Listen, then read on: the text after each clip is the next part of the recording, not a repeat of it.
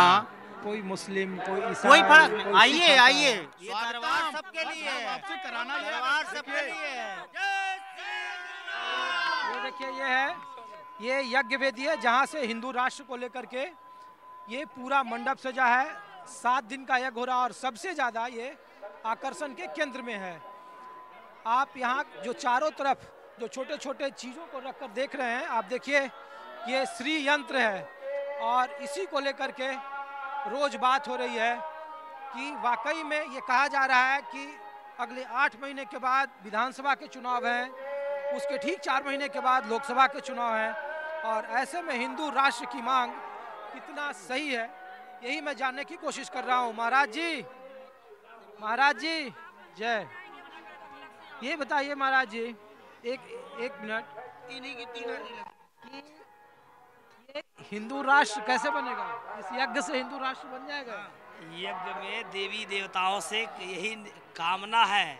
सभी वैदिक ब्राह्मण लोग जो हमारे शास्त्रों में लिखा है उसी के अनुसार से हम लोगों ने पूजन पाठ किया और भगवत की जो शास्त्रों में लिखा है कि ऐसे करने से, यह यज्ञ पूजा करने से ये होता है। तो संकल्प में, प्रधान संकल्प में यही लिया गया है कि महाराज जी की प्रेरणा से कि यह हमारा भारत हिंदू राष्ट्र है। महाराज जी ये बताइए कि लोगों को, इस देश में लोग कह रहे हैं कि आम लोगों से जुड़ा हुआ बहुत मुद्दा है, बेरोजगारी है, महंगाई है, स्कूल है, अगर ज़रूरत नहीं होता तो यहाँ कैंसर अस्पताल नहीं बनाते महाराज जी। तो ये यज्ञ ऐसा नहीं हो सकता है कि देश में स्कूल और अस्पताल ज़्यादा बढ़ें? नहीं, जब हिंदू राष्ट्र बन जाएगा तो सब हो जाएगा। वो सब उसी के अंडर में है, सब वो उसी के अंतर्गत में है सब कुछ जो है। आप कह रहे हैं संविधान बदल दे देश का? नहीं, संविधान बदलने के लिए नहीं कर रहे कैसे हैं। हमको अपना अधिकार है मांगने के लिए। हमारा जो है अपना अधिकार है, सबको अपना, भारतीय स्वतंत्र भारत है ना, आप सबको ही अपना अपना, तो हमको अपना अधिकार है, हमको अपना अधिकार है मांगने का। लोग इसलिए पूछ रहे हैं कि जब इस तरीके का आयोजन यज्ञ का होता है और जब राजनेता आते हैं, कमलनाथ आ रहे हैं यहाँ, मुख्यमंत्री शिवराज सिंह चौहान आ रहे हैं, भूपेंद्र सिंह आ रहे हैं, मनोज तिवारी आ रहे हैं और वो लोग भी कह रहे हैं कि हिंदू राष्ट्र बनना चाहिए, तो लोगों को लगता है कि मध्य प्रदेश में चुनाव है। चुनाव से दूर दूर तक कोई संपर्क नहीं है यहाँ, ना यहाँ राजनीति के लिए। ये देव भगवान बागेश्वर धाम का जो है सिद्ध स्थान है। यहाँ जो लोग आते हैं सबकी मनोकामनाएं पूर्ण होती है। वो अपने अपने कामनाओं को लेकर के लोग यहाँ आते हैं, लोगों का कल्याण होता है और जो आएंगे उनका कल्याण होगा। जो आए यहाँ सीताराम का है, वो जो राम के हैं वो सब काम के हैं।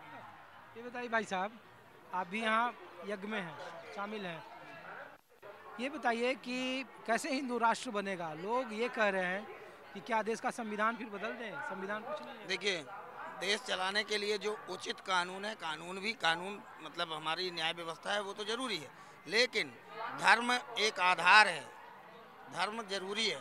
इसी हमारे सनातन धर्म, हमारे हिंदू धर्म से ही, सनातन धर्म से हमारा जो न्याय व्यवस्था है, जो हमारा कानून है या संविधान है, उसके आधार पर चले। क्या बताइए, ये बताइए, लोग पूरा देश से पूछता है। देखिए हमारे देश में 20 करोड़ मुसलमान हैं, जैन हैं, बौद्ध हैं।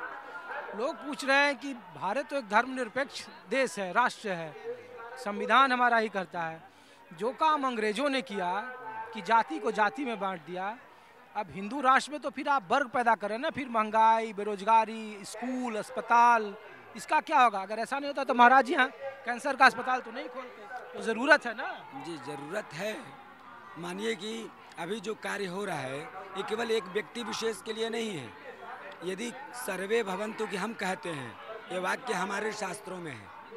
हम लोग पूरे विश्व की शांति की बात करते हैं। हिंदू राष्ट्र क्यों बने?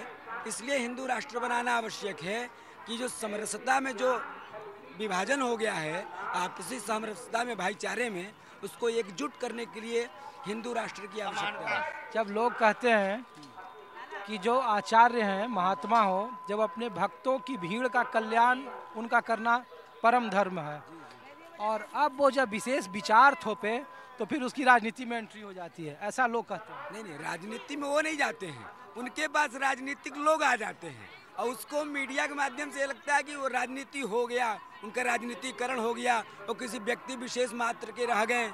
किसी पार्टी विशेष मात्र के रह गए, अपितु ऐसा नहीं। किसी भी शंकराचार्य, किसी भी धर्मपीठ के पीठाधीश्वर ने कभी ये नहीं कहा उसके यहाँ कोई एक ही संप्रदाय नहीं जाता है, सब पूरे जनमानस जाते हैं। देखिए, एक धर्म का स्तंभ 4 स्तंभ होते हैं, बिना स्तंभ का एक धर्म स्तंभ नहीं खड़ा हो सकता है। ये हमारे ऋषियों की परंपरा है। हमारी समरसता पे ज़्यादा विश्वास है, सनभाव मतलब एक भाव में। ऐसा कोई यज्ञ आप लोग क्यों नहीं करते हैं कि देश में अस्पतालों की भारी कमी पूरा हो जाए? ऐसा क्यों नहीं करते हैं कि इतने सारे लोग यहाँ मरते हैं आस्था में आकर, लोगों को उम्मीद है नहीं अस्पताल जाना ही ना पड़े। नहीं अस्पताल में आप किसी बीमारी की दवा करा देंगे, लेकिन जिसको जो है मानसिक संतुलन बेकार हो गया है, जिसको अदृश्य सत्ताएं घेर रखी हैं, जिसको भूत प्रेत कहते हैं, उसको कौन ठीक करेगा? और जो हमारी प्रॉब्लम है, कुछ हमारे पितरों के द्वारा है जो अदृश्य रूप में हमें नुकसान पहुंचा रहे हैं, उसके लिए कोई अस्पताल आज तक है दुनिया में? अमेरिका, रसिया या किसी और देश को ले लीजिए, नहीं है ना।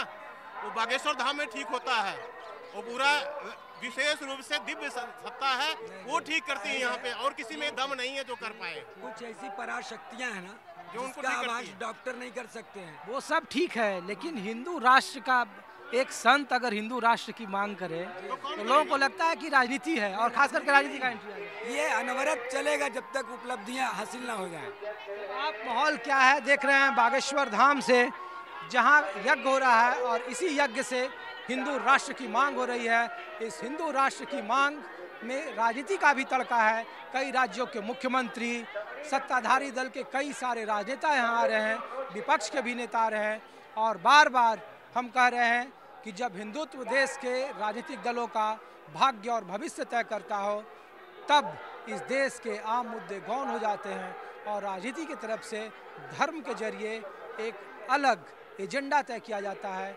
मौका चुनाव का है, और बागेश्वर धाम से हिंदू राष्ट्र का ये नारा कहीं न कहीं राजनीति से इतर और राजनीति से जोड़कर देखा जा रहा है। जो आप एक क्लास